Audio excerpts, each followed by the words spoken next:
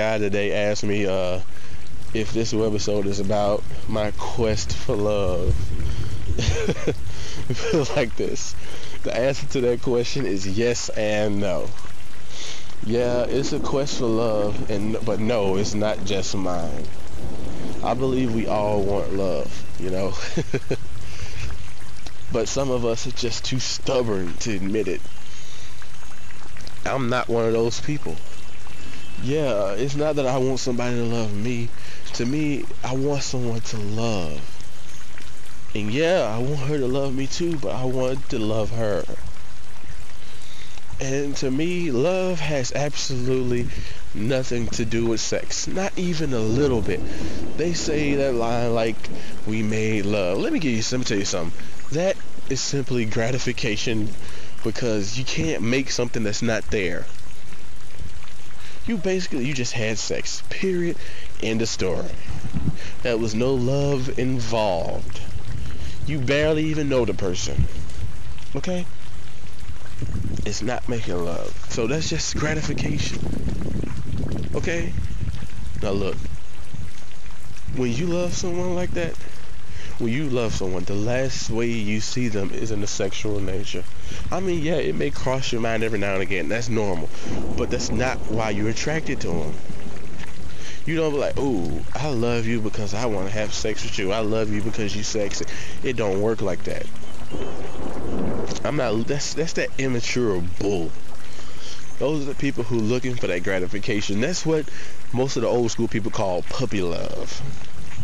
You say you love them, but you really just in it because you want to do them. That's it. Now, that's a bold statement, and I know it's a bold statement, but guess what? So what? Who knows? I could talk about love forever. There's so much love does for us that we don't even realize. Truthfully, I think we sell love short sometimes. Most of us, we just take love at an emotional level when it does so much for, yeah, when you're in love, it does something to you. You feel so full of joy and warmth, and to be around that person that loves you, or to be around that person that you love, it just fills you up so much. You can't help but be so joyful and glad and smile. But at the same time, it does so much more.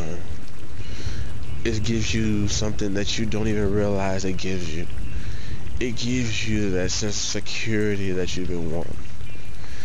It secures you to the point to know you can be you around that man or that woman that you love. Love elevates us. It makes us believe that we can be more than what we actually are. And it's not really a deceit, because we can be. Now, I'll speak from personal experience. I want a woman that can stick by my side, because I'll do the same. I can't ask anything from her that I'm not willing to do myself. I can't ask her to look past everything that's wrong with me if I'm not willing to do the same for her. Though it's not the easiest thing in the world to do, it's the right thing to do when you love someone. I would prefer to have a woman that I can grow with, that we can grow together. We grow in love, and we grow in learning, and we grow in Christ, basically, you know. We grow together. That way we grow together. That way we don't grow apart. I don't want to get up there and have everything, have all my money, my riches, the fame, the popularity, and all this big stuff, and then she tries to show up. Because you don't know if the woman is with you because of what you have, or because of who you are, or because she really genuinely loves you. It gets too confused and it gets too mixed up there. You don't know why she's with you. Well, I wouldn't. She'd be like, I love you. Is it because of what I have? It's hard to tell then. But when you on that road to that, and you find love along the way, and she sticks with you, and you stick with her going through, then you honestly know when she or he is willing to ride it out with you through those tough times until you make it out. You know? And take no shame, no apologies and holds, nothing against you when they come out and when you finally make it. You're that much closer. You don't grow apart because of it, you go closer. And the reason you know if it's real love, they're not going to get arrogant with you the moment they make it. After you make it out, they hold it over your head because you haven't gotten to where they are yet. Love doesn't do that. That is not love, not even sort of. Okay? So don't even indulge in that foolishness. The moment somebody does that, immediately find the exit. It's time to push the eject button. Real love supersedes all of that. You don't have to have sex with somebody just to prove you love them. You don't have to have sex with somebody just to prove you like them. But for some reason in today's society, that seems like they make it a requirement. People like, you're not together unless you have sex. And personally, the way I grew up, you court the lady. You okay it with her parents to court her. When you take her out, you treat her as a lady. Small stuff. You open the door for her. You do all the gentleman-like things that you do. You let her, when she walks away from the table to go to the bathroom or whatever, you stand up, pull out her chair for her, push it up the chair for her. Some women believe chivalry is dead. Personally, they say chivalry is dead. If a woman says it, I reply, women killed it. But I was raised right. And I know that chivalry is only dead for the men and the women who call themselves too independent. And truthfully, it's never dead.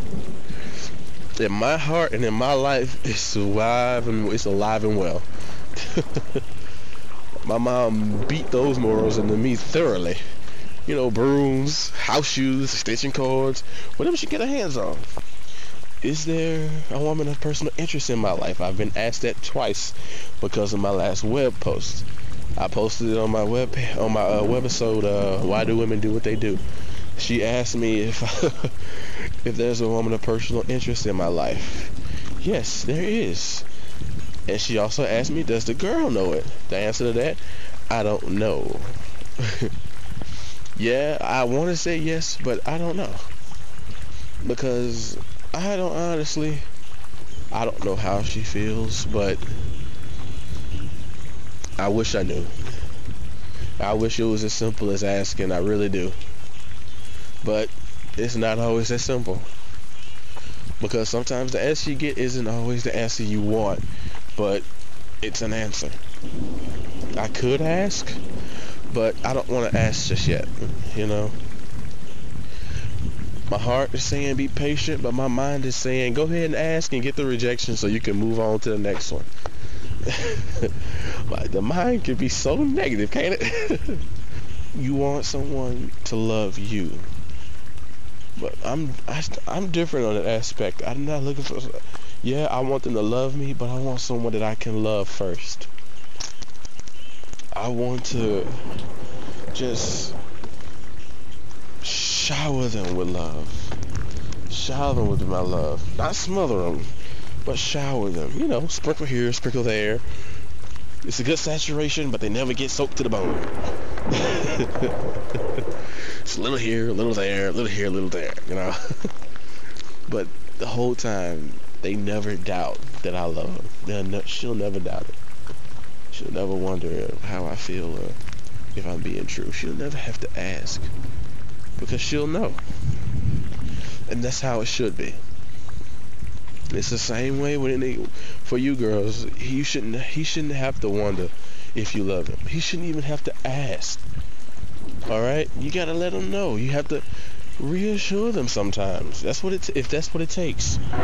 Because no matter how much you love somebody, every once in a while, doubt will try to creep in. I don't expect the woman that I'm with to be perfect. Because that's not. But what she's got to understand is, though she may not be perfect, she's perfect for me. She's perfect in my eyes. And even though I know her flaws and I see her shortcomings, but it's those things that make us so special. And though I know it, and though I see it, love her in spite of it. I say to you, good night.